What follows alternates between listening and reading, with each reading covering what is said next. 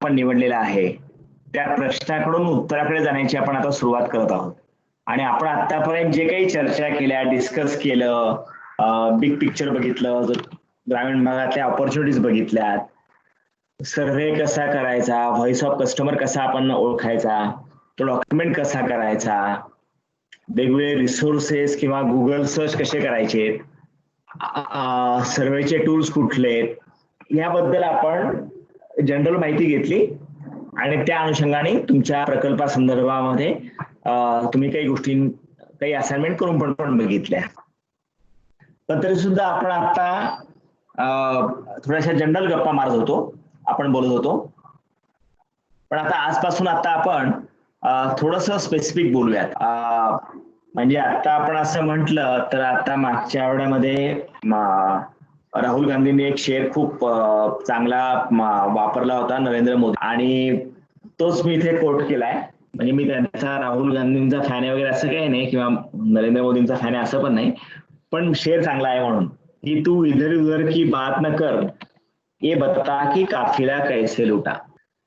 तर तो आपल्याला पण लागू आहे की आपल्याला आता इधर उधर की बात मत कर, आता आपण काय प्रॉब्लेम वर काम करणार आहोत आणि काय सोडवणार आहोत, नक्की आपण ह्या कोर्स मधनं काय अचीव्ह करणार आहोत, काय डिझाईन करणार आहोत, तर आपल्याला त्याच्याविषयी आता जरा सिरियसली बोलायला सुरुवात केलं पाहिजे. आणि तुम्हाला सगळ्यांनाच आता तुम्हाला थोडं तुमच्या प्रकल्पाच्या डिझाईनवर तुम्ही आता जास्त लक्ष द्यायला पाहिजे. आणि आता आपल्या हाताशी आता कॉन्क्रीट गोष्टी यायला आपण सुरुवात केली पाहिजे. प्रॉब्लेम डिफाईन करणं, आपण कशा प्रकारे तो करणार आहोत, कुठल्या टाइमलाईन मध्ये करणार आहोत, हे खूपच महत्वाचं असतं. रिसर्च मध्ये सोडवताना काही रिसर्चच्या पद्धती असतात की एक लिनियर रिसर्च पद्धत असते की तुम्हाला स्क्रीनच्या डाव्या हाताला दिसत असेल की ती सरळ रेष वर जाते आणि मग त्या रिसर्च मध्ये आपले वेळ आणि श्रम इन्व्हेस्ट केलं तर आपण जातो आणि आपल्याला काहीतरी एक लांबवर कुठेतरी आपल्याला आपण काम करायला जातो आणि मग त्या दिशेने आपण टप्पे प्रगती करत करत जातो आणि हा लिनियर ग्राफ येतो. पण कधी कधी असं होतं की कदाचित शेवटपर्यंत जाऊपर्यंत दम टिकत नाही, कारण रिसर्चची खूप लेंदी प्रोसेस असते, त्याला खूप पेशन्स लागतो, खूप कष्ट लागतात आणि प्रत्येक वेळेस तुम्हाला यश मिळेल की नाही असं पण सांगता येत नाही. त्यामुळे लिनियर रिसर्च आणि ते केव्हा आपल्या हातात फळ मिळेल हे पण नक्की नसतं. त्यामुळे जरी ही ट्रॅडिशनल पद्धत असली रिसर्चची तरी आपण ती रेकमेंड करत नाहीत किंवा ती वापरत नाहीत. आणि दुसरी पद्धत जी असते त्याला म्हणतात स्पायरल रिसर्च किंवा सर्क्युलर रिसर्च. यामध्ये असं आहे की तुमचं टाइमलाईन घेऊन तुम्हाला जे काही अचीव्ह करायचं आहे त्यासाठीचं तुम्ही डिझाईन थिंकिंग मेथॉडॉलॉजीचं तुम्ही एक छोटं सर्कल, छोटं उद्दिष्ट तुम्ही ध्येय डोळ्यासमोर ठेवता आणि ते तुम्ही पूर्णपणे अचीव्ह करता आणि ते अचीव्ह झालं की परत तुम्ही दुसऱ्या प्रकारच्या सर्कलवर किंवा दुसऱ्या ऑब्जेक्टवर काम करायला लागतात.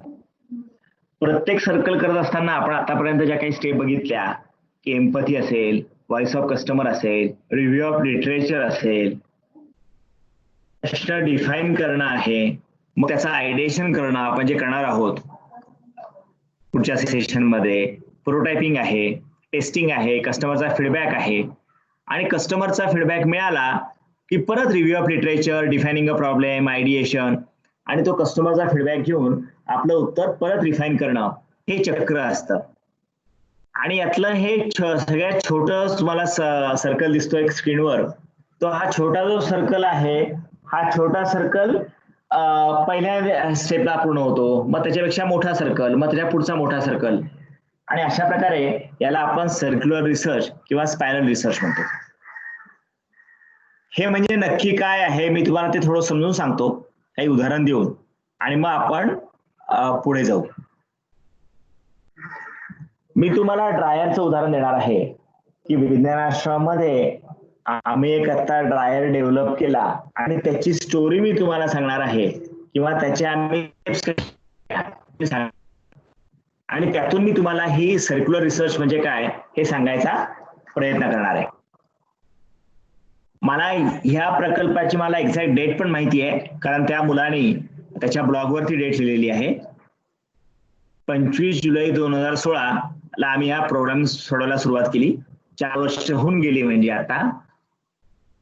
आणि तेव्हा व्हॉइस ऑफ कस्टमर मध्ये आम्हाला 3 व्हॉइस ऑफ कस्टमर्स मिळाले किंवा 3 प्रश्न आम्हाला मिळाले. पहिली रिक्वायरमेंट आम्हाला भीमाशंकरच्या जंगलामधनं होती आणि तिथल्या काही लोकांनी आम्हाला असं सांगितलं की त्यांना ड्रायर हवा होता आणि तो रानभाज्या वाळवण्यासाठी त्यांना हवा होता. आता रानभाज्या ज्या असतात ह्या पावसाळ्यामध्ये येतात आणि भीमाशंकर तुम्हाला ज्या लोकांना पुण्याजवळचे असतील त्यांना माहिती आहे की उंच डोंगर आहे, ज्योतिर्लिंग आहे, फॉरेस्ट एरिया आहे, तिथे भयानक पाऊस असतो, ह्युमिडिटी जास्त असते, सूर्य नसतो आणि अशा ठिकाणी इलेक्ट्रिसिटी तर त्याची खात्री नसते. आणि अशा वेळेस त्यांना सोलर ड्रायर हवा होता की ज्यामध्ये त्या जंगली भाज्या ते वाळवू शकतील. आमच्याकडे ही एक रिक्वायरमेंट आली. दुसरी रिक्वायरमेंट आम्हाला पुण्यातल्या एका कस्टमरकडे मिळाली. त्यांनी आम्हाला सांगितलं की पुदिनाला खूप भाव मिळतो बाजारामध्ये आणि पुदिना प्रत्येक जेवणामध्ये तसा आवश्यक असतो, चांगला वास येतो, तर आम्हाला पुदिना वाळवायचा आहे आणि पुदिना वाळवण्यासाठी आम्हाला ड्रायर हवा आहे. इलेक्ट्रिकल ड्रायर चालत नाही कारण की वास निघून जातो, वास उडतो. आम्हाला हा एक प्रश्न फीडबॅक मिळाला व्हॉइस ऑफ कस्टमर मधनं. तिसरा आमच्या स्वतःच्या किचन मधनं मिळाला आम्हाला विज्ञान आश्रमाच्या, आणि तो असा होता की आम्हाला उन्हाळ्यामध्ये किंवा जेव्हा भाज्यांच्या किमती खूप वाढतात त्यावेळेस आम्हाला अडचण येते. तर आम्हाला जेव्हा भाज्या स्वस्त आहेत तेव्हा आम्हाला भाज्या वाळवून ठेवता आल्या पाहिजे. जेव्हा मार्केट रेट कमी असतो तर त्यात अडचण अशी होती की मार्केट रेट कमी असतो की ज्यावेळेस शक्यतो पावसाचं वातावरण असतं, सप्टेंबर ऑक्टोबरचा महिना असतो, त्यावेळेस भाज्यांचं उत्पादन चांगलं आलेलं असतं, पण तेव्हा सूर्यप्रकाश पण कमी असतो आणि आम्हाला अशा परिस्थितीमध्ये भाज्या जास्त मिळतात, पण तेव्हा आम्हाला भाज्या वाळवायच्या आहेत आणि त्या मोठ्या प्रमाणामध्ये लार्ज क्वांटिटीमध्ये आम्हाला वाळवायच्या आहेत. आता हा आम्हाला फीडबॅक मिळाल्यानंतर आम्ही काम करायला सुरुवात केली.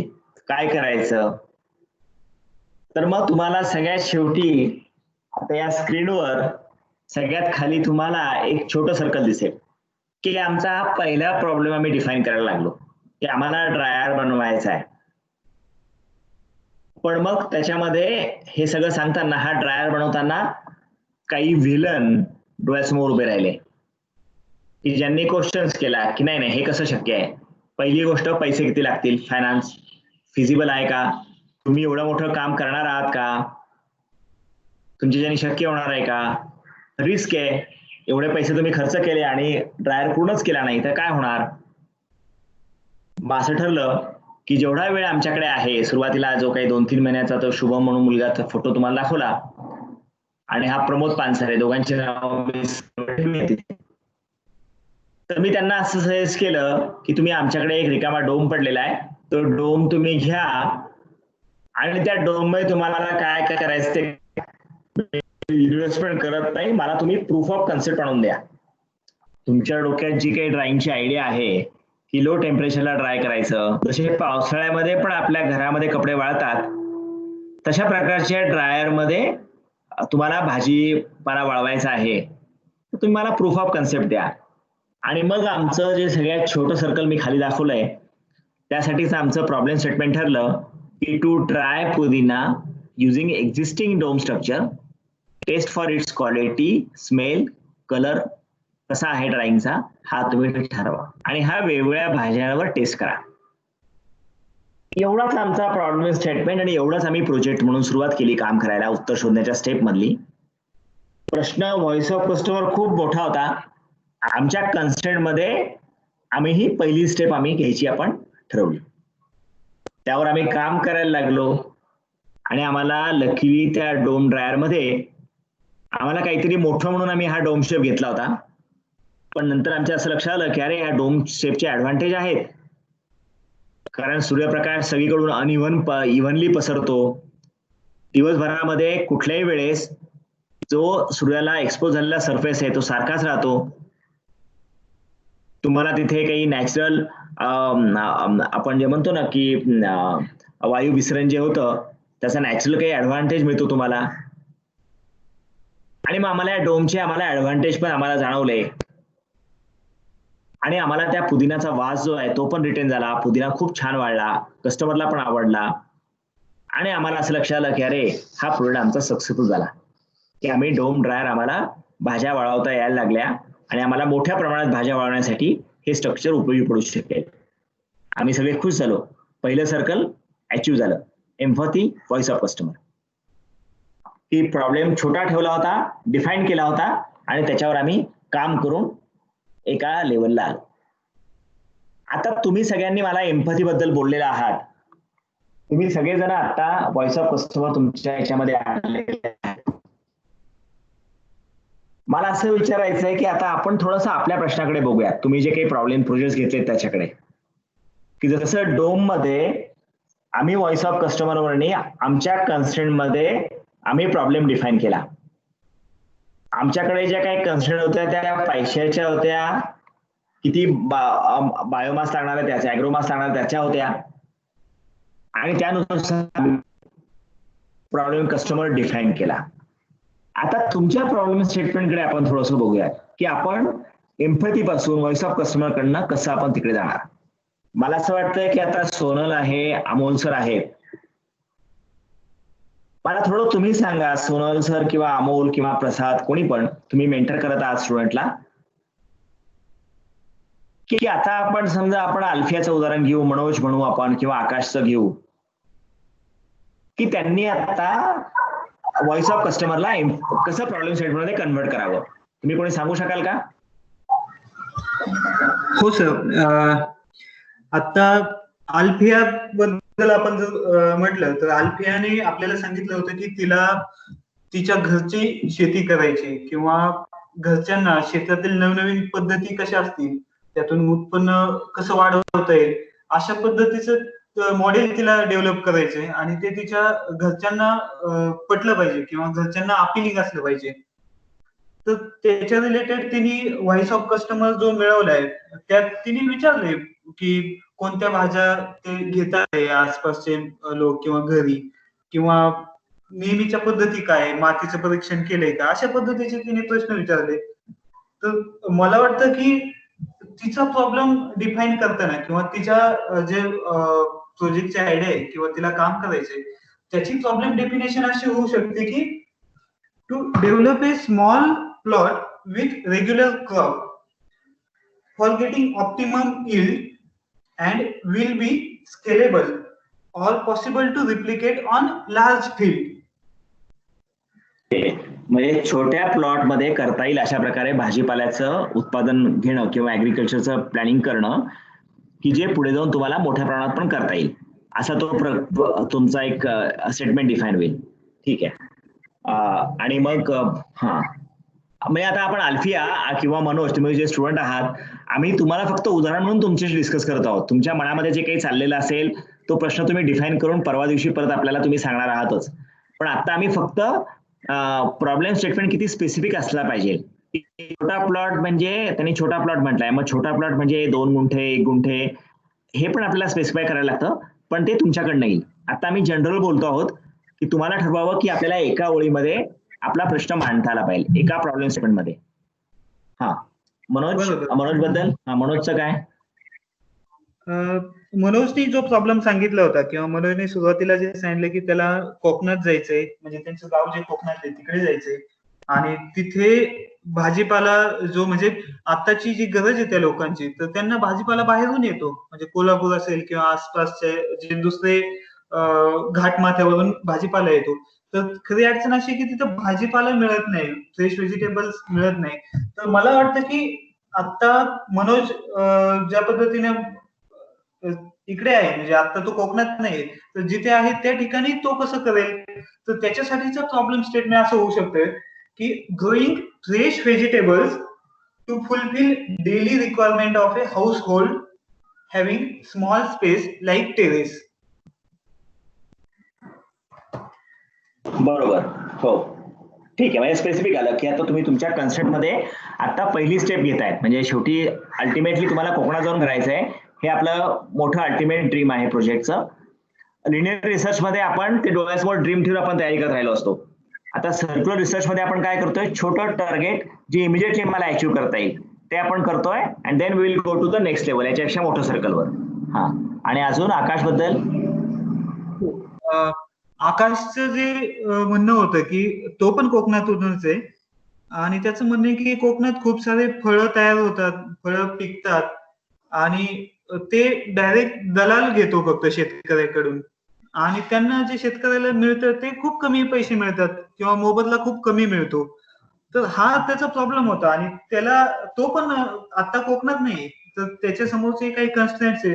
तर ते लक्षात घेऊन मला असं वाटतं की आकाश त्याचं प्रॉब्लेम स्टेटमेंट असं डिफाईन करू शकतो की ग्रोइंग मेडिसिनल और botanical plants on terrace to get value added products by processing it locally.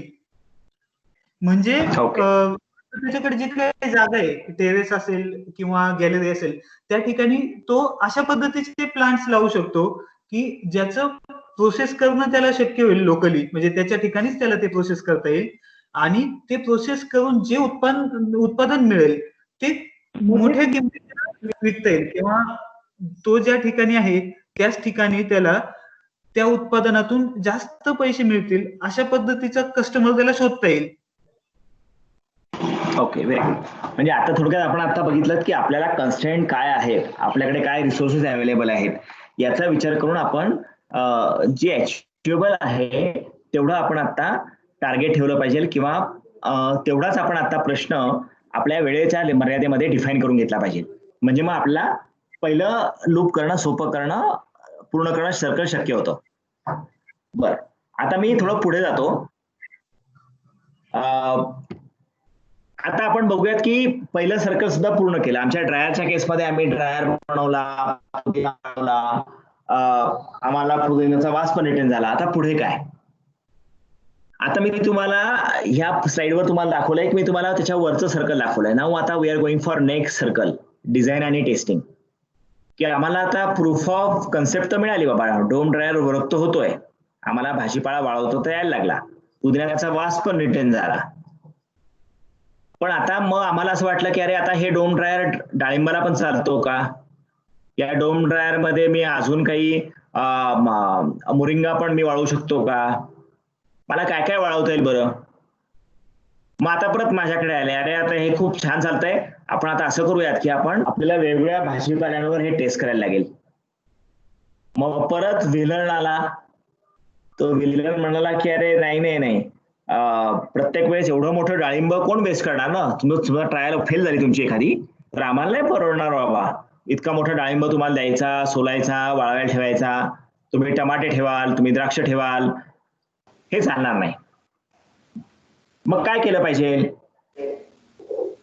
मग हा श्रीकांत पाटील नावाचा त्याच्यावर आम्ही प्रॉब्लेम स्टेटमेंटवर काम केलं. त्याला आम्ही असं सांगितलं की तू असं कर की तू एक ड्राइंग ऍपरेटस तयार कर.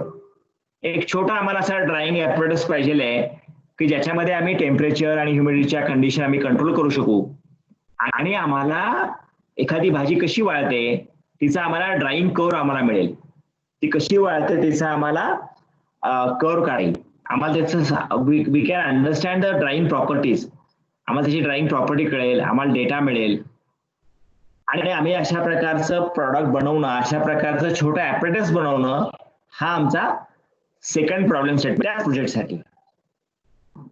बरं, आता मग हे श्रीकांतने फॅब्रिकेशन तयार केलं, मग ड्राइंग ऍपरेटस तयार केलं बाकी ज्याचा उपयोग होऊ शकेल. मग आता पुढे काय केलं? आता ड्राइंग तयार पण झालं, डेटा कलेक्शन, आपल्याला वेगवेगळ्या भाज्या वाळवल्या गेल्या पाहिजे. मग आम्ही त्याच्या मागे लागलो. मग आमच्याकडे पुढच्या वेळेस अजून एक DIC ची विद्यार्थिनी होती किंवा जिल्हा आम्ही आता प्रोजेक्टचं नाव दिलं की to collect data and calculate loss on drying for different agriculture products. वेगवेगळ्या शेतीमालाला आम्हाला त्याचं एलओडी आम्हाला काढून द्यायचं आहे किंवा लॉस ऑन ड्रॉइंग काढायचं आहे. मग त्यात अगदी टमाटे असतील, अजून काही असेल, आणि मग ते ड्रॉइंग ऍपरेटस मध्ये ठेवा, टेस्ट करून बघा, त्याचा ग्राइंड करून काढा, हा डेटा कलेक्ट करा, आणि आपल्याला ड्रोन ड्रायर कुठे कुठे वापरता येईल याचं आपण टेस्टिंग करूया. म्हणजे सुरुवात पहिल्या सर्कलमध्ये झालं होतं की मोठा ड्रोन ड्रायर वापरला, प्रूफ ऑफ कन्सेप्ट मिळाला की आम्हाला मोठ्या प्रमाणात भाजीपाला वाळवणं शक्य आहे. आता आम्हाला तो डिझाईन परफेक्ट करायचा आहे, त्याच्यावर आम्ही काम करायला सुरुवात केली. मग दुसरा प्रश्न झाला की एवढा भाज्या वाया नाही घालवायच्या बाबा ड्रॉइंग एक्सपेरिमेंट मध्ये, म्हणून मग छोटं ड्रॉइंग ऍपरेटस तयार झालं. नुसतं ऍपरेटस करून चाललं नाही, मग आपल्याला डेटा कलेक्ट करून प्रत्येकाचे आपल्याला ड्रॉइंग कर्व काढता आले. हा डेटा महत्वाचा असतो की जो आपल्याला पुढे डिझाईनला लागतो. म्हणून हे पुढचं डेटा कलेक्शन, सॅम्पलिंग, अशा प्रकारे प्रॉब्लेम डिफाईन होतो. आता परत मी तुम्हाला तुमच्या प्रॉब्लेम स्टेटमेंटकडे जातो. म्हणजे आता आपण बऱ्याच जणांचे प्रोजेक्ट बघितले, म्हणजे जसं अभिजितचा प्रोजेक्ट आहे, तेजस्वीचा आहे, सूरजचा आहे. मी हे रॅन्डमली नावं दिलेले आहेत आता चर्चा करण्यासाठी की तुम्हाला लिंक करता यावं म्हणून. म्हणून आपण मागच्या वेळेस आपण अल्फियाचं उदाहरण घेतो, तसं आपण आता या तिघांची उदाहरण घेतले की आता त्यांच्या प्रोजेक्टमध्ये कुठे डेटा जनरेशन किंवा अनालिसिस करायचं त्यांचं, आणि त्याच्यानुसार प्रॉब्लेम डिफाईन करणं, असं कुठे येतंय का? त्यांचे कोणी इन्स्ट्रक्टर सांगू शकतील का? कोणी पण? हा सर, अभिजित बद्दल सांगायचं तर अभिजितचा जो प्रश्न आहे तो फारच इंटरेस्टिंग आहे आणि त्यांनी खूप छान काम पण केलं आहे. तर अभिजितचा प्रॉब्लेम असा आहे की त्याला ग्रे वॉटर वरती काम करायचं आहे. तर आता वॉटर, वेस्ट वॉटर म्हटलं की त्याच्यात मेनली दोन भाग पडतात, एक तर ब्लॅक वॉटर आणि ग्रे वॉटर. तर ग्रे वॉटर मध्ये सगळ्यात जास्त वेस्ट आहे. म्हणजे आता आपण जर पर्सेंट मध्ये बोललं तर 60% हे पाणी ग्रे वॉटरचं येतं. तर जेव्हा तो एम्पॅथी करत होता लास्ट वीक मध्ये जे आपलं लेक्चर झालं, तर त्याच्यामध्ये त्यांनी येलो वॉटर बद्दल बराच अभ्यास केलेला आहे. तर मी त्याच्याबद्दल असं विचार करेन की त्याला प्रॉब्लेम कसा डिफाईन करायला हवा. तर येलो वॉटर मध्ये मेनली युरिन आहे. तर युरिनचा खूपच फायदा आहे. तर जर आपल्याला युरियामध्ये कन्वर्ट करता आलं तर आपला जो नायट्रोजनचा प्रॉब्लेम आहे सॉइल मधला, तर तो सॉल्व्ह होऊ शकतो.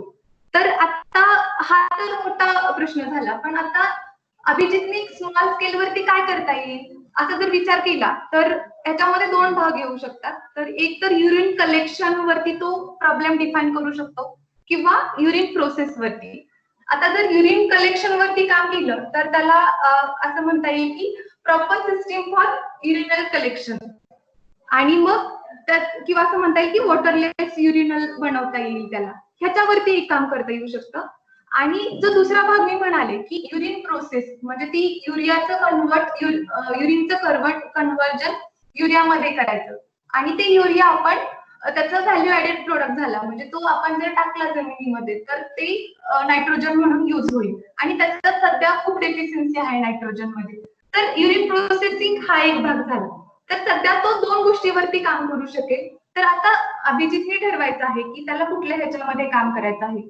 तर त्यांनी आताच्या जर ह्याच्यामध्ये ठरवलं की वॉटरलेस युरिनल बनवायचं, तर तो छान होऊ शकेल की 15 दिवस किंवा 1 महिन्याभरात त्याला ते मॉडेल बनवता येईल. किंवा त्यांनी जर ते तसं मॉडेल बनवलं आणि ते युरिन कलेक्ट केलं सगळीकडून, तर हा खूप चांगला प्रोजेक्ट होऊ शकतो. आणि त्यांनी जे काम केलंय तो सध्या ग्रे वॉटर वरती सगळीकडे सिस्टीम बसवतो पण आहे. तर त्याच्याच प्रोजेक्टला जोडून हा प्रोजेक्ट होऊ शकेल असं मला वाटतं. म्हणजे ग्रे वॉटर बेसिकली म्हणजे ते रिसायकल करून किंवा वेस्ट म्हणताना आपल्याला मिळालेल्या युरिनचं आपल्याला काहीतरी व्हॅल्यू ऍडेड प्रोडक्ट बनवता येते का, आणि मग त्या युरिनल मधनं आपल्याला ती युरिन कलेक्ट कशी करायची स्मेल न येऊ देता, आणि ती मिळालेली युरिन कशा प्रकारे पॅकेजिंग करून कुठल्या फॉर्म मध्ये असेल, कशी ऍब्सॉर्बन वापरून आपल्याला ऍब्सॉर्ब करून घेता येते का, आणि मग ती वास न देता आपल्याला शेतापर्यंत ट्रान्सपोर्ट करायची, असा काहीतरी वेगळा विचार कदाचित त्याच्यातनं करायला लागेल. Very good. आणि तेजस्वी बद्दल? तेजस्वी बद्दल तर तिचा प्रॉब्लेम पहिल्यापासूनच डिफाईन आहे, कारण ती त्याच ह्याच्यामध्ये काम करते. तर तिचा प्रॉब्लेम असा आहे की तिला झिंक डेफिशियन्सी वरती काम करायचं आहे. तर तिने सांगितलं की इंडियामध्ये काही पर्सेंट झिंक मध्ये खूप डेफिशियन्सी आहे. तर आता हा खूप मोठा प्रॉब्लेम झाला. तर आता तिच्यासाठी आपण जर असं म्हटलं की स्मॉल स्केलवरती प्रॉब्लेम डिफाईन करायचा असतो, तर असं म्हणू शकतो की टू रिड्यूस प्लांट. तर मग त्याच्यामध्ये प्लांट कुठले करतील, तर सी प्लांट असेल किंवा तर त्याच्यामध्ये ती डेफिशियन्सीचा इफेक्ट होऊ शकते. तर मग तिचं तर स्पेसिफिक आहे प्रॉब्लेम. झिंक डेफिशियन्सी तिला त्या प्लांटमध्ये असे 10 किंवा 15 प्लांट बघायचे आहेत आणि कंट्रोल प्लांट लावायचा आहे आणि त्याच्यामध्ये झिंक डेफिशियन्सी कशी आहे तर ती आपल्याला पाहता येईल. तर तेजश्रीचा प्रॉब्लेम ते डिफाईन आहे. सर आवाज येतोय का? हो, येतोय. आणि आता सूरज? आणि सूरजचं पण सेम तसंच आहे. सूरजला सॉइल फर्टिलिटी वरती काम करायचं आहे, म्हणजे कंपोस्टिंग वरती. तर त्यांनी जे एम्पॅथी आणि ह्याचा जर विचार केला, त्याचा जर स्टडी बघितला, तर त्याचं असं आहे की त्याच्यावरून असं लक्षात येत आहे की to improve soil fertility using vermicompost. तर त्याला वेगवेगळे जे बायो कंपोस्ट आहेत, तर त्याच्यामध्ये सॉइलची फर्टिलिटी वरती कसा इफेक्ट होतोय त्याचा, तर ते डिफाईन करायचं. हा प्रॉब्लेम होऊ शकतो, तर त्याच्यावर त्याला काम करायचं आहे. तर त्याचं पण स्पेसिफिक आहे, याच्यावर खूप जास्त काम झालं पाहिलेलं आहे. हा, म्हणजे आता आपल्याला तुमच्याकडनं पुढे जी अपेक्षा आहे ती अशी स्पेसिफिक प्रॉब्लेम स्टेटमेंट घेऊन आपल्याला आता काम करायचंय. आता आपण खूप माहिती मिळवली, आपण टूल्स बघितले वेगवेगळ्या प्रकारचे. आता आपल्याला हे पहिलं प्रॉब्लेम स्टेटमेंट, पहिलं लूप माझं हे असं करून काम सुरू करायचं आणि त्या दृष्टीने आपण सगळ्यांनी विचार करायचा आहे. पण याच्या पुढे काय होतं, म्हणजे आता आम्ही डोम ड्रायर तयार केला बरं का, आणि आम्ही आता डोम ड्रायर तयार केला. एक्झिस्टिंग डोम जो होता त्याच्यावरच आम्ही पैसे नव्हते म्हणून आम्ही प्रयोग केले. आता पुढे काय करायचं? आता मग याच्या पुढची प्रोसेस जी असते, म्हणजे तुमच्याकडे प्रूफ ऑफ कन्सेप्ट आहे, तुमच्याकडे डेटा मिळालेला आहे, तुम्हाला नक्की काय करायचं कळलंय. आता मग त्याच्या पुढचं सर्कल तुम्हाला आता मोठं दिसतंय. अजून तुम्ही खाली बघितलं तर दॅट इज अ आयडिएशन लूप, की आता आपण स्पेसिफिक कडे जातो, आपण चित्र काढतो की कुठला शेप, कसा शेप, किती कॅपॅसिटीचा ड्रायर, त्याची कुठला शेप असला पाहिजे, त्याला कुठल्या शेपला ऍडव्हान्टेज जास्त आहेत, कुठलं मटेरियल वापरायचं आहे, आणि मग त्याचं ड्रॉइंग काढणं आणि मग युजरकडनं फीडबॅक घेणं की त्याला ते कन्व्हिनियन्स आहे की नाही, तो ड्रायर कसा बंद करेल, भाजी कशी आतमध्ये कशी काढेल तो बाहेर. हे सगळं जे आहे, ही जी फेज असते ती आयडिएशनची असते. म्हणजे आपल्या प्रॉब्लेमला नंतर आपल्याला ह्या फेज मध्ये घेऊन जायला लागतं, की जसं आता मी म्हटलंय की प्रॉब्लेम हा की draw sketch of most feasible alternative, की डोम ड्रायरचे तुम्ही मोस्ट फिजिबल अल्टरनेटिव्ह शोधा आणि त्याचं CAD मध्ये ड्रॉइंग तयार करा, कॉम्प्युटर एडेड ग्राफिक्स मध्ये. ही पण आपल्या प्रॉब्लेम सॉल्व्हिंग मधली मोठी स्टेप आहे. आणि मग अशा प्रकारे तुम्ही चित्रामध्ये स्लाइडवर बघाल तुम्ही की त्याला CAD डिझाईन तयार झाले.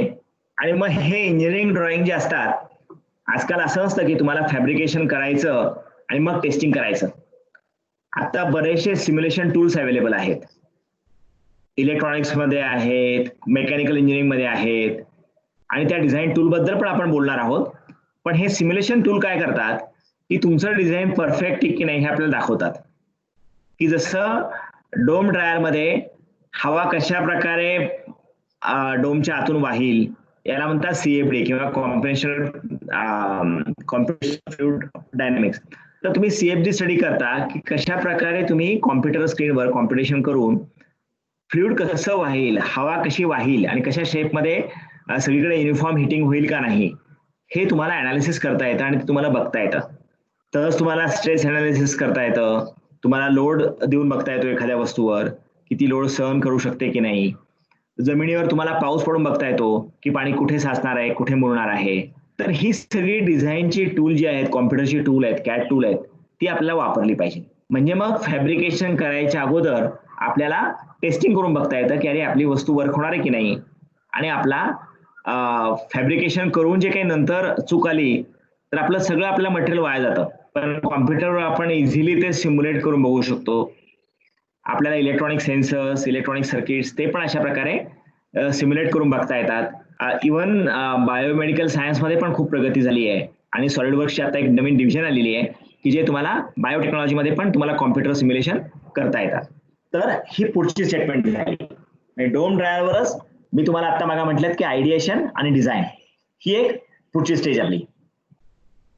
आतापर्यंत सगळे माझ्या बरोबर असतील बहुतेक, किंवा कोणाला प्रश्न असतील आणि असतील तर पटकन मध्ये विचारायला हरकत नाही. पण मला आता असं म्हणायचंय की आपण आता उदाहरणार्थ गेमचा प्रोजेक्ट आहे, मग त्याचं प्रॉब्लेम स्टेटमेंट आपलं कसं असेल, किंवा त्यामध्ये आता स्केच किंवा ड्रॉइंग काढलंच पाहिजे, मग त्याला ही सगळी कॅट टूल वापरलीच गेली पाहिजे तेव्हा त्यावेळेस सुद्धा. तर कोणी सांगेल का मेंटर पैकी की आकाशच्या प्रोजेक्टचं कसं स्टेटमेंट असू शकेल?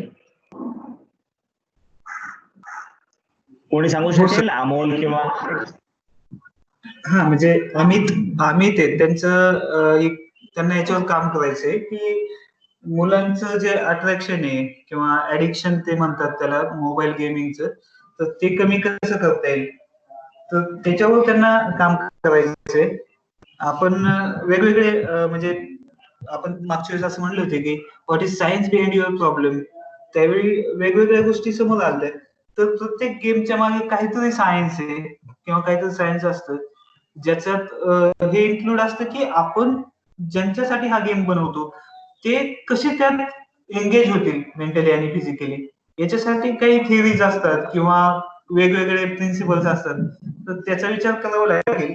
परंतु त्यांच्या याच्यासाठी प्रोजेक्टसाठी किंवा या कन्सेप्टसाठी प्रॉब्लेम डेफिनेशन अशी होईल की to design a game for engaging children mentally and physically,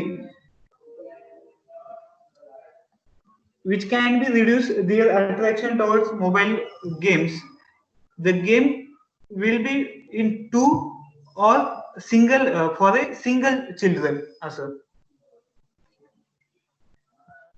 नाही, याच्यामध्ये कसं आहे की एज ग्रुप साठी आलं पाहिजे, सिम्पल असलं पाहिजे की to design a game for this age group, let say for 9 to 12 age group, बरोबर, which can be played in a team किंवा सिंगल असेल तर इंडिव्हिज्युअली, काय, and which will develop which will be entertaining. Sir बोला बोला. हा बोला sir, age group कसं सांगणार आपण? नाही, तुम्हाला आता कसं आहे की बघा, एज ग्रुप तुम्हाला आता सुरुवात करताना तुम्हाला गेम मोठ्या लोकांसाठी करायला लागेल. सुरुवात करताना तुम्हाला एक एज ग्रुप डोळ्यासमोर ठेवायला लागेल, मग तुम्हाला तो त्याची साईज ठरवायला लागेल. मग तो तुमचा कॅरम बोर्ड असेल तर कॅरम बोर्ड किती मोठा करायचा आहे. तसं नाहीये. आता आपण जर कॅरम बोर्ड घेतला किंवा चेस घेतला तर चेस 10 वर्षाची मुलं पण खेळतात आणि 30 वर्षाचा माणूस पण खेळतो. तर एज ग्रुप आपण कसं काय डिफाईन करू शकतो चेस साठी किंवा कॅरम साठी? बरोबर ना, परंतु मग त्यात लेव्हल असतील ना तुमच्या. नाही, आपलं लेवल नाहीये, इट्स अ गेम, राईट?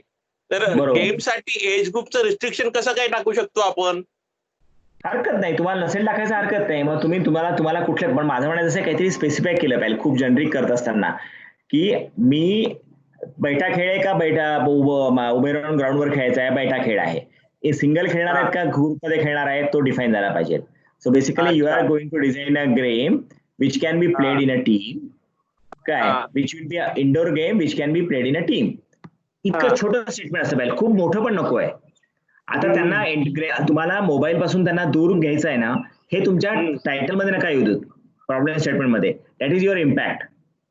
की ज्याने तुम्ही विकणार आहात तो तुमचा इम्पॅक्ट मिळणार आहे तुमच्या गेमचा, ते तुमच्या मनात आहे. पण ते डिझाईन करताना तुम्ही आता फक्त एवढं म्हणतायत की मला गेम डिझाईन करायचा आहे. कसा गेम करायचा तो वेगळा असेल आणि तो टीम मध्ये आणि घरामध्ये बसून खेळता आला पाहिजे. एवढाच प्रॉब्लेम घेऊन तुम्हाला स्केच काढायला सुरुवात केली पाहिजे. म्हणजे तुमच्या गेमची आता डिझाईन, जसं आता मी तुम्हाला डोमचे डिझाईन दाखवले, तर ते गेमचे डिझाईन घेऊन आपल्या लोकांची व्हॉइस ऑफ कस्टमर करायला सुरुवात केली पाहिजे. की अरे बघा असा गेम आहे, असा तुला अट्रॅक्टिव्ह वाटतोय का, किंवा ट्रायल करणं सुरुवात केली पाहिजे. 2 मुलांबरोबर, कमीत कमी 1-2 मुलांबरोबर, जी काही तुमच्या जवळपास सोसायटीतले असतील त्यांच्याबरोबर गेम खेळायला सुरुवात केली पाहिजे.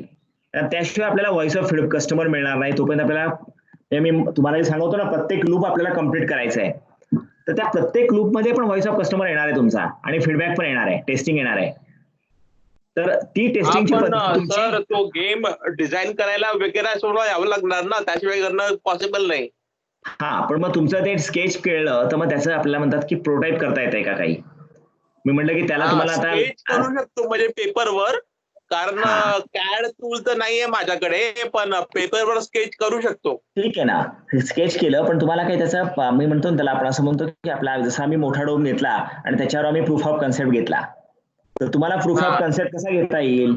मग टेबलचाच तुम्ही तुमच्या टेबलवर खडून काही रेषा आखून तुम्ही खेळून बघू शकणार आहात का की गंमत येते की नाही मुलांना? किंवा एखादा पाट घेतला आणि त्या पाटावर तुम्ही काढून बघितलं ड्रॉइंग, तर तुमचं होणार आहे का? एखाद्या प्लायवूडचा तुम्ही शीट घेतला आणि त्याच्यावर तुमचा हाताने आखून घेतला, तर तुम्हाला मुलांना चांगलं वाटतंय का? कारण काहीतरी आपल्याला प्रूफ ऑफ कन्सेप्ट कडे आपल्याला जायला लागेल. कारण प्लायवूड कट करणं, पाबळला येऊन आपण गेम तयार करू वगैरे वगैरे सगळी गोष्ट ठीक आहे, पण मी त्या पुढच्या मुद्द्यावर येतोय. म्हणजे तुम्ही आता प्रश्न विचारला, बरं झालं, मला चांगलं केलंच तुम्ही. कारण आता हे सगळं झाल्यानंतर जी पुढची स्टेप असते ना डिझाईन केल्यानंतर, ते कॉम्प्युटरवर करणं किंवा व्हॉइस ऑफ कस्टमर घेणं आवश्यक याच्यासाठी असतं की तुम्ही जर केलं ते आणि तुमचं मटेरियल वाया गेलं, चूक झालं, तर तुमचं नुकसान जास्त होतं. म्हणजे तुम्ही फॅब्रिकेशन ऑफ प्रोटोटाइप करायला घेतला, की तुम्ही गेम बनवायला घेतला आणि मटेरियल तुमचं वेस्ट केलं, तर तुमचं नुकसान जास्त होईल. त्यामुळे आधीच्या स्टेजवर जेव्हा प्रूफ ऑफ कन्सेप्ट आणि कॉम्प्युटर सिम्युलेशन यामध्ये तुमचं परफेक्शन आलं पाहिजे, किंवा त्यावेळेस तुम्हाला प्रॉब्लेम चांगल्या प्रकारे डिझाईन करून घेता आला पाहिजे. म्हणजे हे जे काही दोन आधीच्या स्टेप जे आहेत त्यावर आपल्याला आता आम्ही जे काही केलं की डोम एक्झिस्टिंग अवेलेबल होता तो आम्ही घेतला. गेम करताना तुम्हाला एक्झिस्टिंग काय अवेलेबल आहे त्याच्यावर काम करूयात. अल्फिया शेतामध्ये तिच्याकडे एक्झिस्टिंग काय लँड अवेलेबल आहे तिच्यावर काम करेल. मनोज काय करतोय, त्याच्या एक्झिस्टिंग टेरेसवर काम करतोय. म्हणजे आपल्याकडे असलेले एक्झिस्टिंग रिसोर्स वापरून आपण आपल्या प्रश्न सोडवायच्या दिशेने आपण सुरुवात करतोय का? प्रश्न मोठा जरी असला तरी take a one step at a time. आणि मग जी सगळ्यात छोटी स्टेज आहे की जी आपल्याला पूर्ण करता येते. आता तुम्ही बघाल की आता आपण प्रूफ ऑफ कन्सेप्ट बघितलं, मग आपण ड्रॉइंग ऍपरेटस तयार केलं की ड्रॉइंग ऍपरेटस मध्ये आपल्याला डेटा कलेक्ट करण्याचं साधन तयार झालं. मग आपण डेटा कलेक्ट केला, आपल्याला प्रत्येक पदार्थाचे ड्रॉइंग कव्हर मिळाले. मग ड्रॉइंग कव्हर मिळाल्यानंतर आपण आयडिएशन केलं, मग डिझाईन काढलं, ते कॉम्प्युटर सिम्युलेशनने आपण टेस्ट केलं, आणि आता आपण पुढच्या स्टेपवर जाऊ शकतो, ती म्हणजे आपल्याला आता फॅब्रिकेट करायचं आहे. आता प्रॉब्लेम स्टुडंट काय होईल की using available data and design to carry out fabrication of dome dryer. मग तुझा हा डोम तयार झाला की आता तुम्ही हा फायनली सगळा विचार करून तुम्ही तयार केला, पण तरी पण गोष्ट थांबत नाही. मग तुम्हाला पुढे जायला लागतं अजून, आणि तुम्हाला तुम्ही केलेली वस्तू ही युजरकडे डिप्लॉय करायला लागते, तुम्हाला त्यांना द्यायला लागते. आणि मला जसं आता आम्ही 2 ठिकाणी, आम्ही एका सह्याद्री म्हणजे आम्ही भीमाशंकरच्या जवळपास एका गावामध्ये आम्ही एक हे केलंय काय, तर डोम ड्रायर आम्ही दिले होते शेतकऱ्यांना वापरायला. त्यांचा फीडबॅक घ्यायला लागतो, तो रेकॉर्ड करायला लागतो. आता काय होतं की तुमच्याकडे जर पहिल्यांदा प्रूफ ऑफ कन्सेप्ट असेल आणि डेटा असेल तर तुम्हाला लोक तुमच्यावर इन्व्हेस्ट करायला तयार होतात पैसे. आम्ही आमच्या एक्झिस्टिंग डोमवर आम्ही मध्ये ट्रायल घेतल्या, आम्ही छोटा ड्रॉइंग ऍपरेटस तयार केला की ज्याला पण खूप खर्च आला नाही, आणि आमच्याकडे डेटा मिळाला, आमच्याकडे प्रूफ ऑफ कन्सेप्ट होता, आणि मग आम्हाला याच्या पुढचं सगळं काम करण्यासाठी आर्थिक व्यवस्था आम्हाला करता आली किंवा आम्हाला मदत मिळाली. आणि मग आम्ही हे डोम ड्रायरचं फॅब्रिकेशन चांगलं करू शकलो, टेस्टिंग करू शकलो. आणि सगळ्यात शेवटी ह्या कस्टमरचा फीडबॅक तुम्हाला मिळाल्यानंतर तुम्ही तुमचं डिझाईन परत इम्प्रूव्ह करता, आणि इम्प्रूव्ह केल्यानंतर मग शेवटी तुमचं प्रॉडक्ट हे कमर्शियलाइज होतं किंवा लोकांपर्यंत जाऊ शकतं. की जसं आता आम्ही हा जो डोम ड्रायर आहे, हा डोम ड्रायर आता आम्ही कमर्शियल प्रोडक्ट म्हणून बाजारात आणलाय. म्हणजे आमचं जे आता 2016 साली आम्ही आता जे काही टेस्टिंग सुरू केलं, काम सुरू केलं, हे एवढ्या वेगवेगळ्या लूपमधनं गेल्यानंतर आता ही जी तुम्हाला फोटोमध्ये बॅकग्राऊंड मधली बातमी दिसते तुम्हाला स्क्रीनवर, की ज्यामध्ये त्या इंडस्ट्रीला आम्ही आता हे डोम ड्रायर दिलेत, की त्यांनी आमचे मोठे डोम पण बसवलेत आणि छोटे डोम पण घेतलेत, आणि ते भाजीपाला वाळवण्यासाठी वापरतात. आणि सुरुवातीला आम्ही पण भाजीपाला वाळवायचा ह्याच हिशोबाने आम्ही कामाला सुरुवात केली. त्यासाठी आम्ही सगळ्या ड्रॉइंगचा अभ्यास घेतला, आणि आता आम्हाला असं कळलं की अरे हो, म्हणजे आमचा प्रश्न सुटलाच, पण आमच्या बरोबर इतरांचाही प्रश्न सुटला, आणि एक मोठा व्यवसाय उभा राहिला, किंवा एक आपल्याला वेगळी दिशा आपल्याला मिळाली. तर हे प्रॉब्लेम डिफाईन करणं प्रत्येक स्टेजला खूप महत्त्वाचं असतं. म्हणजे तुमचा प्रॉब्लेम छोटा असेल, जेवढी अचिव्हेबल आहे तेवढी पहिली स्टेप घ्या, मात्र ती पूर्ण करा. जर समजा पुढे तुम्ही करू शकला नाही तरी सुद्धा तुमचे श्रम वाया जात नाहीत, तुम्ही ते डेटाबेसमध्ये ठेवता आणि ते कोणाला तरी दुसऱ्या उपयोगी पडतात आणि तुम्ही ज्ञानाची निर्मितीच्या प्रक्रियेमध्ये सहभागी होतात. त्यामुळे तुमचे एफर्ट्स वाया जात नाहीत. पुढचा कोणी येतो तो तुमच्या ज्ञानावर बिल्ड करू शकतो आणि आपल्याला अशा प्रकारे एका सर्कलमधून दुसरं, दुसऱ्यातनं तिसरं असं करत आपला पेशन्स टिकला तर सगळ्यात शेवटी आपल्याला उत्तरापर्यंत जाता येतं, की जे मी तुम्हाला म्हटलं होतं की सुरुवातीला मी तुम्हाला लिनियर रिसर्चची एक लाईन दाखवली होती की ज्यामध्ये आपल्याला शेवटी गेल्यानंतर कळतं की अरे आपलं चूक झालं. परंतु इथे आपण प्रत्येक लूपमध्ये व्हॉइस ऑफ कस्टमर आहे, रिव्ह्यू ऑफ लिटरेचर आहे, आपण डेटा कलेक्शन करत आहोत, आपण प्रोटोटायपिंग करत आहोत, आयडिएशन करत आहोत. वस्तू तयार झाल्यानंतर आपण परत युजर फीडबॅक घेतोय आणि युजर फीडबॅक मिळाला की आपण परत पुढच्या लूपमध्ये जायच्या अगोदर आपण परत ही सगळी प्रोसेस करतो. तर ही प्रॉब्लेम डिफायनिंग आणि त्याचं उत्तर शोधणं ही सगळी याची सायकल आहे.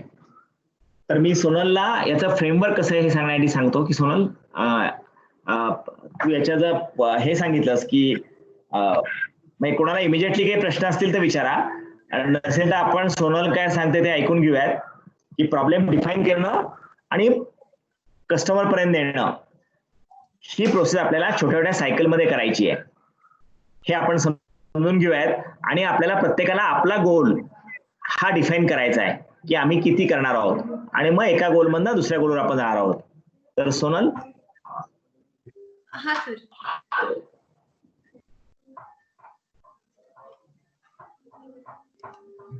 हा सर, आवाज येतोय? येतोय. हा, मी स्लाइड शेअर केलेत, मला वाटतं सगळ्यांना दिसतात. तर आता सरांनी आपल्याला ऍक्च्युली एक केस स्टडी सांगितली आणि तो प्रवास सांगितला आपल्याला की प्रॉब्लेम पासून ते सोल्युशन पर्यंत जो काही प्रवास आहे तर तो कसा करायचा. तर आता मी जे समरी करणार आहे, जी सरांनी केस स्टडी सांगितलेली त्याची समरी आहे. फक्त त्याला एक आपण जी प्रोसेस म्हणतो ती प्रोसेस काय आहे ते दाखवणार आहे. तर आपण लास्ट टाइम बघितलं डिझाईन थिंकिंगची पहिली स्टेप होती एम्पॅथी आणि आता डिझाईन थिंकिंग मधली दुसरी स्टेप आहे महत्वाची, ती म्हणजे हाऊ टू डिफाईन प्रॉब्लेम. म्हणजे प्रॉब्लेम डिफाईन झाल्याशिवाय आपण त्याच्यावर ऍक्शन नाही घेऊ शकत.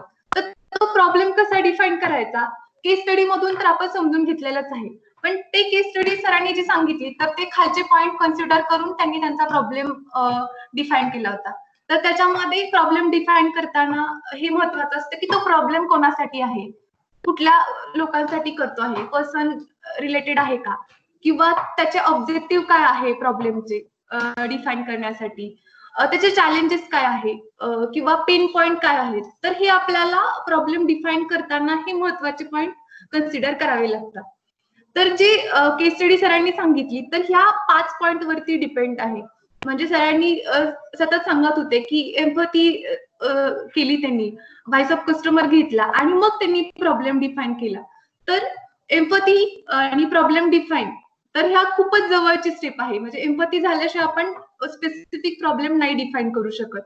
एकदा का प्रॉब्लेम डिफाईन झाला की आपण दुसरी स्टेप जातो, जे आपल्या नेक्स्ट लेक्चर मध्ये असेल. तर आपण ते आयडिएट करतो. तर ते आपण तिथे डिटेल मध्ये शिकणार आहोत. आणि आता आपल्याला सरांनी केस स्टडी मध्ये ड्रायरच्या बाबतीत आपल्याला सांगितलं की त्याचं स्ट्रक्चर कसं असलं पाहिजे, शेप कसा असला पाहिजे, किती लहान असला पाहिजे की मोठा असला पाहिजे. तर हे स्टेप आयडिएट मध्ये येतात आणि त्यांनी प्रोटोटाइप पण केला होता. तर ती आयडिएट झाल्यानंतर आपण प्रोटोटाइप मध्ये येतो आणि नंतर टेस्टिंगला जातो. तर ही एक प्रॉब्लेम टू सोल्युशन पर्यंतची ही एक प्रोसेस आहे. पण असं कधीच होत नाही, जसं सरांनी सांगितलं की ते परत आपल्याला मागच्या स्टेपमध्ये पण जावं लागतं. म्हणजे असं होऊ शकत नाहीये की आपलं टेस्टिंग झालं आणि आपलं प्रॉब्लेमचं सोल्युशन मिळालं. तर कधी कधी असं होतं की आपल्याला टेस्टिंग ह्या स्टेजवरती आलं तरी आपल्याला आयडिएट वरती जावं लागतं, किंवा आपण प्रोटोटाइप ह्या स्टेजवरती असतो तर आपण त्या प्रोटोटाइप मध्ये काय करेक्शन आहे ते बघून आपण परत रिटर्न आयडिएट मध्ये जातो. तर कधी कधी असं पण होतं की आपण तो प्रोडक्ट टेस्ट केला आणि नंतर आपल्याला सुरुवातीपासून करावं लागतं, एम्पॅथी मध्ये जावं लागतं. तर आपल्या प्रत्येकाच्या प्रॉब्लेमला जे आता आपण काही डिस्कस केले प्रॉब्लेम, त्याच्यामध्ये ह्या 5च्या 5 स्टेप खूप इन्व्हॉल्व आहेत आणि इम्पॉर्टंट आहेत आणि प्रत्येक जण आपण हे फॉलो करणार आहोत. म्हणजे एम्पॅथी असेल, मग तो डिफाईन प्रॉब्लेम कसा डिफाईन करायचा, आणि आता आपल्या नेक्स्ट लेक्चर मध्ये आयडिएट कसं करायचं त्याला, आणि नंतर त्याच्या पुढचे लेक्चर असतील प्रोटोटाइप आणि टेस्टिंग. तर प्रत्येकाला सतत आम्ही हे सांगतोय की प्रॉब्लेम का डिफाईन करणं महत्वाचं आहे, त्याचं आयडिएशन करणं का महत्वाचं आहे, कारण आपल्या पूर्ण कोर्सचं एमच हा आहे की हे 5 पॉइंट आपल्या प्रॉब्लेम टू सोल्युशन पर्यंत जाण्याची ही प्रोसेस आहे. तर आता प्रॉब्लेम स्टेटमेंट कसं असलं पाहिजे, म्हणजे आपण तर बघितलंच, पण समरी जर म्हटली तर आपल्याला प्रॉब्लेम स्टेटमेंट जर स्पेसिफिक असेल तर आपण एका गोष्टीवरती फोकस होतो आणि आपल्याकडे जे फोकस गोष्ट आहे तर त्या फोकस गोष्टीपर्यंत म्हणजे आपण डिफाईन केलं, मगाच्या केसमध्ये आपण डिफाईन केलं की एवढं एवढं वॉटर किंवा वेस्ट वॉटर ट्रीट करायचं आहे, तर आपल्याला ते फोकस करावं लागतं. मग त्याच्यामुळे आपल्याला एक गाईड मिळतो, म्हणजे गायडन्स मिळतो की आपल्या त्या सोल्युशन पर्यंत जायला प्रॉब्लेम डिफाईन केल्यामुळे. आपलं प्रॉब्लेम स्टेटमेंट जर चांगलं असेल तर ते डिफाईन करणं म्हणजे काय, तर आपला जो प्रॉब्लेम एक्झिस्टिंग प्रॉब्लेम आहे, सध्याचा करंट प्रॉब्लेम आहे आणि आपण जो सोल्युशन विचार करतो आहे तो आपल्याला पाथ मिळतो ह्याच्यातून जर आपण प्रॉब्लेम स्टेटमेंट लिहिलं तर असं काही आपल्याकडे टूल आहेत की जे आपण प्रॉब्लेमला अजून चांगला बनवू शकतो. म्हणजे आपल्याला माहिती झालं की हा प्रॉब्लेम आहे, एम्पॅथी मधून व्हॉइस ऑफ कस्टमर मधून आपल्याला कळलं की हा प्रॉब्लेम आहे, पण तो प्रॉब्लेम अजून डिफाईन करण्यासाठी आपल्याकडे एक टूल आहे, त्याला आपण 4Ws म्हणतो. तर 4W म्हणजे काय आहे, तर जो आपण प्रॉब्लेम डिफाईन केला आहे त्याला आपल्याला क्वेश्चन विचारायचे आहे. तर ते क्वेश्चन जसं आपण व्हॉइस ऑफ कस्टमर मध्ये फीडबॅक घेतला आणि त्याच्यावरून आपल्याला कळलं की हा मेन फोकस आहे त्यांचा. तर जेव्हा आपण प्रश्न विचारतो आपल्या क्वेश्चनला तर आपल्याला जसं की आता डब्ल्यूनी 4W आहेत ना, तर त्याच्यामध्ये आपण हुनी क्वेश्चन विचारला तर तो कसा येईल, who is the experiencing the problem. म्हणजे हा प्रत्येक जे आपले 10 प्रॉब्लेम आहेत, 10 लोक आहेत, तर प्रत्येकाला हा प्रॉब्लेम विचारता येईल त्यांच्या प्रॉब्लेमला. तर मग त्याच्यामध्ये आपल्याला टार्गेट आणि फोकस कळेल की जर कोण एक्सपिरियन्स करतंय हा प्रॉब्लेम तर आपल्याला अजून तो प्रॉब्लेम डिफाईन व्हायला मदत होईल. व्हॉट इज द प्रॉब्लेम, मग तो प्रॉब्लेम काय आहे, कुठल्या बेसिसवरती, मग ह्याच्यामध्ये आपली एम्पॅथी स्टेप येते.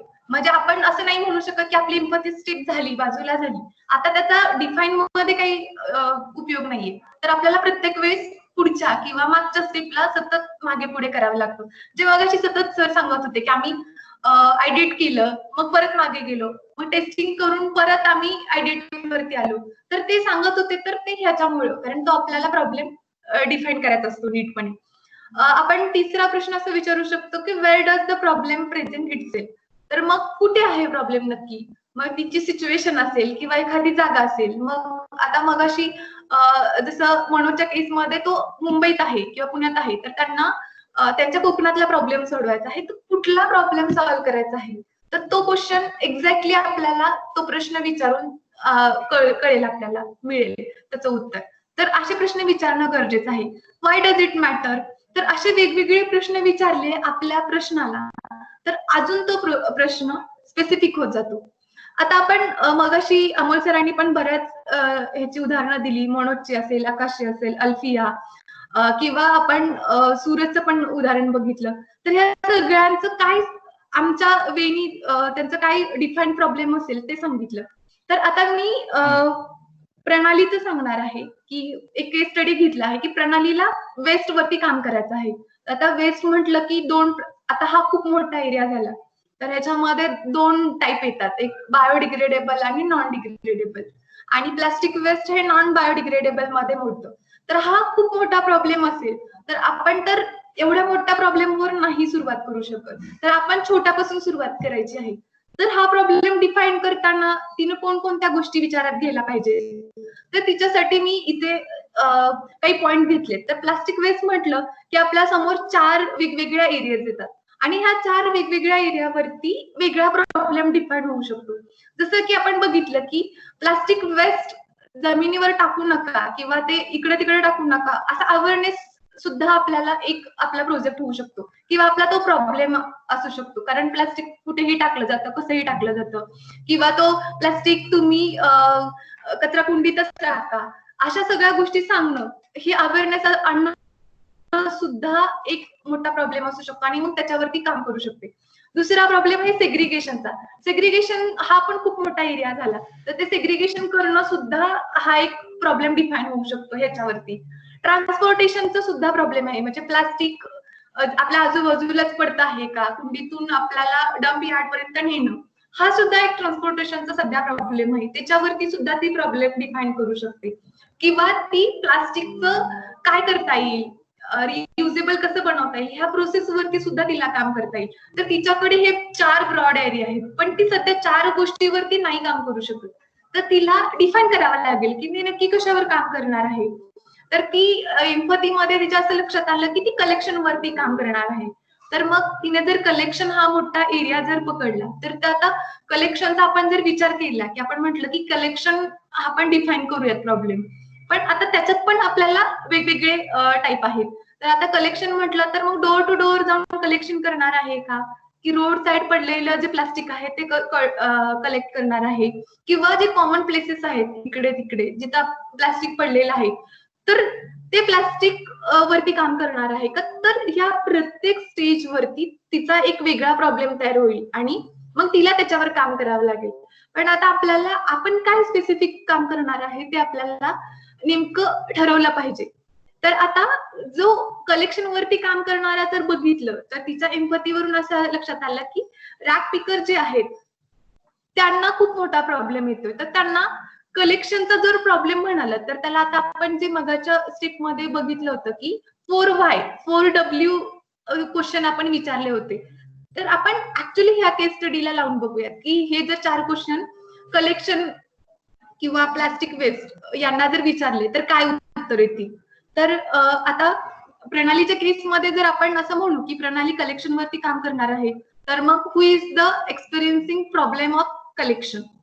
तर मग ऑब्विसली उत्तर येईल की रॅक पिकर येतील किंवा जे म्युन्सिपाल्टीचे वर्कर आहेत जे ऍक्च्युली कचरा गोळा करतात तर त्यांचा तो प्रॉब्लेम आहे. तर आपल्याला उत्तर आलं की मेनली हा प्रॉब्लेम रॅक पिकरचा आहे. What is the problem. मग प्रॉब्लेम काय आहे तर रस्त्यावरचा कचरा जो आहे प्लास्टिक आहे तर त्या प्लास्टिक हाताने उचलावं लागतं. तर कधी कधी ते प्लास्टिक खराब असतं, त्याच्यामध्ये काही वस्तू टाकलेल्या असतात त्याचा वास येतो आणि तो डिरेक्टली हाताने उचलणं हा एक प्रॉब्लेम आहे.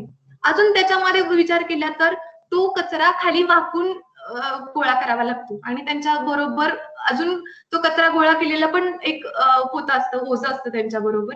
तर हा एक प्रॉब्लेम आहे. म्हणजे ह्युमन इंटरव्हेन्शन त्याच्यामध्ये जे काम करायला लागतं, जे घरातून तयार झालेलं प्लास्टिक डम्प यार्ड पर्यंत घेऊन जाण्यासाठी जो कचरा एकत्र करतात हा पण एक मोठा प्रॉब्लेम आहे. म्हणजे कचरा उचलणं हा प्रॉब्लेम आहे. Where does the problem present itself. मग हा प्रॉब्लेम कुठे प्रेझेंट आहे तर तो प्रॉब्लेम रस्त्याचा जे कॉमन प्लेसेस आहेत तिथे हा प्रॉब्लेम प्रेझेंट आहे, कारण तिथे कचरा खूप जास्त आहे, प्लास्टिक पडलेलं असतं. हाऊसिंग सोसायटीच्या आजूबाजूला बघितलं तुम्ही तर तिथं प्लास्टिक आहे, रोड साईडच्या बघितलं तर तिथं प्लास्टिक आहे. तर आपला प्रॉब्लेम कुठे एक्झिस्ट होतोय हे पण आपल्याला ह्या प्रश्नातून मिळेल. व्हाय डज इट मॅटर. कारण जेव्हा हे रॅक पिकर आहेत तर ते जेव्हा कचरा उचलतात तेव्हा त्यांच्या हेल्थ वरती पण परिणाम होतो. तर आपल्याला हे प्रश्न विचारल्यानंतर एकच सतत गोष्ट येते की तो जो कचरा उचलणार आहे त्याच्यावरती त्याला प्रॉब्लेम आहे. म्हणजे हे 4 क्वेश्चन विचारल्यानंतर हे कॉमन पॉइंट आले. तर आपण आता अनालिसिस केल्यानंतर आपल्या लक्षात आलं की तो जो कचरा उचलणारा आहे तर आता आपण तिचा प्रॉब्लेम काय असेल, तिनं प्रॉब्लेम काय डिफाईन केला पाहिजे प्रणालीने. तर आमच्या मते तो प्रॉब्लेम असा असला पाहिजे की ह्याच्यातून आपण जर विचार करून अनालिसिस केलं तर असं लक्षात येते की there is a no suitable tool or method for waste picking that can reduce effort of rag picker. म्हणजे जो त्यांचा प्रॉब्लेम आहे तर हिचा प्रॉब्लेम अशा पद्धतीने डिफाईन होऊ शकतो. म्हणजे हे एक जनरल उदाहरण आहे, ती दुसऱ्या पद्धतीने पण करू शकते, पण आमच्या समोर तर असं आहे की हा प्रॉब्लेम ह्या पद्धतीने जे आपण आता बघितलं डिझाईन थिंकिंग प्रोसेस मध्ये ह्या पद्धतीने आपण वेगवेगळे प्रश्न विचारून त्या प्रॉब्लेमला तर हे उत्तर असू शकेल प्रणालीच्या बाबतीत. आता टीनाचा पण प्रॉब्लेम सेम हिच्यासारखाच आहे. तिनं पण जर ही सेम प्रोसिजर केली तर टीनाचा प्रॉब्लेम असा आहे की तिला सॅनिटरी वेस्ट वरती काम करायचं आहे. तर तिला पण जर आताच 4 व्हाय विचारले आणि ह्या सगळ्या गोष्टी केल्या तर तिला पण सिग्रिगेशन हा प्रॉब्लेम आहे, कलेक्शन बॅग हा एक प्रॉब्लेम आहे आणि प्रॉपर डिस्पोजल. तर आता ती ह्या 3 मेन एरिया आहेत. तर सेग्रिगेशन वरती काम केलं तर ह्याच्यावरती तिचा वेगळा डिफाईन प्रॉब्लेम होऊ शकतो. कलेक्शन बॅग वरती केलं तर जर असं म्हणू की काय करता येईल कलेक्शन मध्ये, तर एक सेपरेट बॅग देऊ शकतो. तर आता ह्याच्यामध्ये तिचा असा प्रॉब्लेम डिफाईन होऊ शकेल की जे सॅनिटरी वेस्ट आहे तर ती वेस्ट कलेक्ट करण्यासाठी अशी एखादी बॅग बनवली तिने, ती बॅग जस्ट टाकायचं त्याच्यात ते आणि ती बॅग पॅक करून द्यायची. तर त्याच्यामध्ये असं काही केमिकल जर टाकलं आणि ते डिसइन्फेक्ट स्वतःच झालं तिथेच किंवा बायोडिग्रेड झालं तिथेच, तर हा एक तिचा प्रॉब्लेम इथे डिफाईन होऊ शकतो. किंवा तिने जर असा विचार केला की प्रॉपर डिस्पोजल असेल करायचं असेल त्या सॅनिटरी वेस्टचं, तर काय असू शकेल, तर तिने जर थोडा रिसर्च केला तर मार्केटमध्ये पू बॅग म्हणून एक कन्सेप्ट आहे. तर त्याच्यामध्ये एक बॅग मिळते आणि ते वेस्ट त्याच्यामध्ये टाकायचं आणि ते वेस्ट टाकून बंद करायचं, तर ते स्वतःहून बायोडिग्रेड होईल. तर तिने जर अशा प्रकारचं काय केलं तर खूप फायदा होऊ शकेल. आता तिने ते ठरवायचं आहे. किंवा मग ओडरलेस बॅग, आता सध्या ज्या बॅग्स आहेत तर तिथे त्याच्यात आपण वेस्ट टाकलं तर तिथे खूप जास्त वास येऊ शकतो. तर ते वास कमी करण्यासाठी तिनं काही एखादं कल्चर किंवा एखादी अशी गोष्ट केमिकल असं शोधलं आणि ते तशी बॅग बनवली तर आपल्याला ते खूप युजफुल होऊ शकतं. किंवा मग हा एक पद्धत आहे नॉर्मल प्रॉपर डिस्पोजलसाठी, पायरोलिसिस किंवा इन्सिनरेशन. तर इन्सिनरेशन मध्ये आपण ते सगळं बर्न करतो आणि त्याच्या, तर ही एक डिस्पोजलची एक पद्धत आहे. तर मला वाटतं प्रणाली आणि टीनाचा सेमच प्रॉब्लेम आहे. थोडासा त्यांचा एरिया वेगळा येतो, पण त्यांनी जर ही प्रोसेस जर अप्लाय केली तर त्यांना त्यांची उत्तरं मिळतील. तर मला वाटतं आता ऑलमोस्ट सगळ्यांचे झालेत. फक्त मला वाटतं आता काजल राहिली आहे आपल्या ग्रुप मधली, की आपण काजलच्या प्रश्नावरती काही बोललो नाही. काजल कसला प्रश्न, कसला आहे तिचा? हा, तर आता तो अमोल थोडंसं सांगेल तिच्या ह्याच्याबद्दल. तिचा व्हर्टिकल गार्डनिंगच्या वरती काम करते ती आतापर्यंत. तिच्याबद्दल आपण डिफाईन करू तिचा प्रॉब्लेम.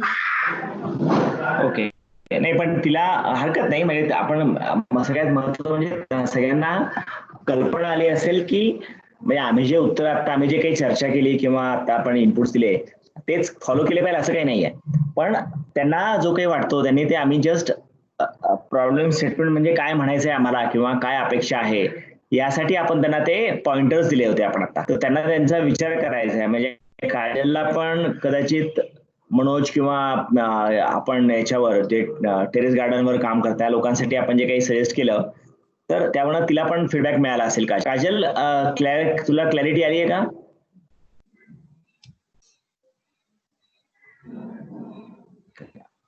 काजल हो सर. आली आहे ना? हा, म्हणजे काही शंका असेल? हा, तुमच्या असाइनमेंट मध्ये आता आपल्याला तुम्ही नक्की काय करणार आहात, डिलिव्हर करणार आहात याचं आपल्याला प्रॉब्लेम स्टेटमेंट तयार झालं पाहिजे आता, की जे छोटं असावं 1 किंवा 1.5 लाईनचं, आणि मग त्या लाईन मध्ये की आम्ही हा आमचा प्रॉब्लेम स्टेटमेंट आम्ही सॉल्व्ह करणार आहोत. तर मला वाटतं ती आपली आत्ताची असाइनमेंट आहे आणि तो प्रॉब्लेम टोकदार करून अचिवेबल सगळ्या कन्स्ट्रेंटचा विचार करून, रिसोर्सेसचा विचार करून जे डिलिव्हर होऊ शकेल असा प्रश्न डिफाईन करणं, हे मला वाटतं आता. इनफॅक्ट प्रश्न डिफाईन करून तुम्ही थांबू नका, त्याच्यावर कामही करायला सुरुवात करायला हरकत नाही आता आपल्याला. जसं डिझाईन करणं असेल, स्केच काढणं असेल, त्यावर आपण गेलं पाहिजे. चालेल, कोणाला विचारायचंय का काही अजून प्रश्न? किंवा आज जे सांगितलं ते सगळ्यांना कळलंय का, किंवा काही त्यात काही शंका आहे का? आपण आज बोललो की आपण छोट्या छोट्या प्रकारे आपण लूप मध्ये आपण डिझाईन करत जाणार आहोत, प्रॉब्लेम डिफाईन करत आपण एक एक स्टेप पुढे जाणार आहोत. एकदम मोठा प्रॉब्लेम घेऊन आपण त्याच्या ओझ्याखाली दबायला नाही पाहिजे. प्रश्न जरी मोठा असला तरी आपल्याला 1 स्टेप ऍट अ टाइम करत करत तो सॉल्व्ह करता येईल. आणि हे प्रत्येक लूप करत असताना मात्र कस्टमरचा फीडबॅक घ्यायचा आहे, रिव्ह्यू ऑफ लिटरेचर करायचं आहे, हे सगळ्याच गोष्टी आपल्याला करून करायच्या आहेत. हो सर. आजच्या स्लाइड्स मध्ये पुढची असाइनमेंट दाखवलेली नाहीये, पण ती गुगल क्लासरूमवर अपलोड केली जाईल. त्यातले प्रश्न मी सांगतो, त्याच्यावर आपल्याला थोडंसं बोलता येईल. पहिला क्वेश्चन असा असेल की define problem statement and scope of your project.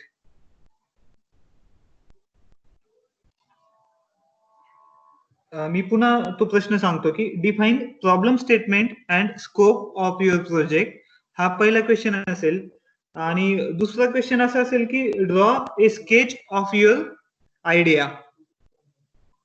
म्हणजे आपण त्याची सुद्धा सुरुवात आपल्याला त्यातून करता येईल. म्हणजे आपल्याला स्केच असेल, म्हणजे ज्यांना टेरेस गार्डन करायचंय त्यांनी पण स्केच काढायचंय की ज्यामध्ये ते कुठली भाजी लावणार आहेत, किती एरियाचा त्यांचे घ्यायची आहे आणि त्यात कसे प्लांट्स असतील, हे सगळं आपल्याला तिथे लिहिलं जातं त्याच्यामध्ये. हो, म्हणजे आपण जे 4W वापरले आणि त्यातून जे काही आपल्याला उत्तर मिळत होते त्यानुसार एक स्केच सुद्धा तयार होतं. म्हणजे आपलं इमॅजिनेशन, म्हणजे आपण ज्यावेळेस प्रॉब्लेम डिफाईन केला त्या प्रश्नांच्या उत्तरांवरून, तर त्याच वेळी आपलं सोल्युशन सुद्धा आपल्या डोळ्यासमोर दिसायला सुरू होतं. किंवा तसं झालं नाही तरी आपल्याला ते मांडता येईल, आणि त्यासाठी हे स्केच करणं गरजेचं असतं.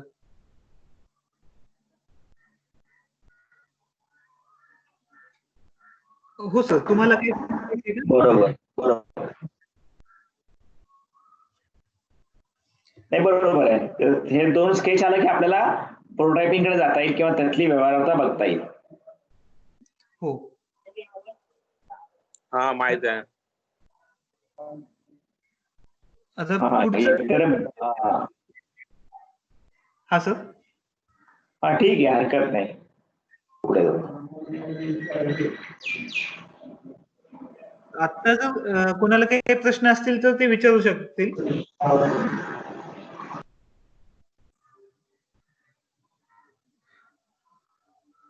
आपला पुढचा सेशन आयडिएशन वर असेल. आयडिएशन मध्ये आपण आज जे आपलं प्रॉब्लेम डिफिनेशन तयार होईल किंवा आपलं प्रॉब्लेम स्टेटमेंट तयार होईल त्याची उत्तरं शोधायचं काम आपल्याला पुढच्या सेशन्स मध्ये करायचं. आणि त्यात फक्त उत्तरं शोधणं म्हणजे आपण चर्चा करणं किंवा हे नसणार आहे, तर ऍक्च्युअली आपलं सोल्युशन डिझाईन होत जाईल. आयडिएशन मध्ये आपलं सोल्युशन कसं असेल याच्याबद्दलचे आपले इमेजिन केलेले सोल्युशन्स आपण मांडू शकू किंवा त्या आयडियाज आयडिएशन मध्ये आपण डिस्कस करू शकू आणि त्यातून आपलं डिझाईन तयार होत जाईल किंवा आपलं सोल्युशन तयार होत जाईल. सर जसं म्हटले की टेरेस गार्डनला सुद्धा स्केच असेल, तर प्रत्येक प्रॉब्लेम सोडवताना त्याच्यासाठी स्केच तयार होतं.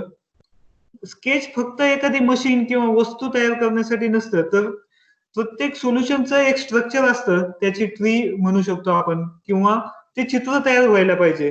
म्हणजे आपलं सोल्युशन आपल्याला इमॅजिन व्हायला लागलं की आपण ते ऍक्च्युअली एक्झिक्यूट करताना सोपं जातं. म्हणून आपला पुढचाही सेशन तितकाच महत्वाचा आहे.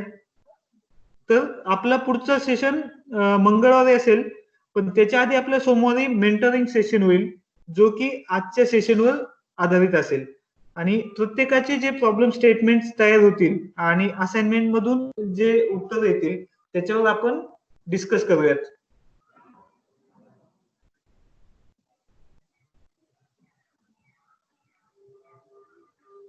सर आपल्याला काही सांगायचंय का? जर कोणाला प्रश्न असतील तर ते विचारतील आणि आपण आपले काही सजेशन असतील तर ते मांडा.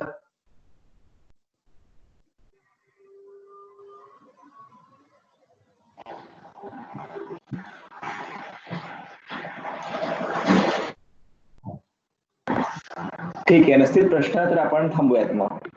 ओके, चालेल. तर आता आपण आपला आजचं सेशन कन्क्लूड करत आहोत. पुढच्या सेशनला आपण मेंटरिंग साठी सोमवारी 6 जुलैला दुपारी 4:30 वाजता भेटूयात. थँक्यू.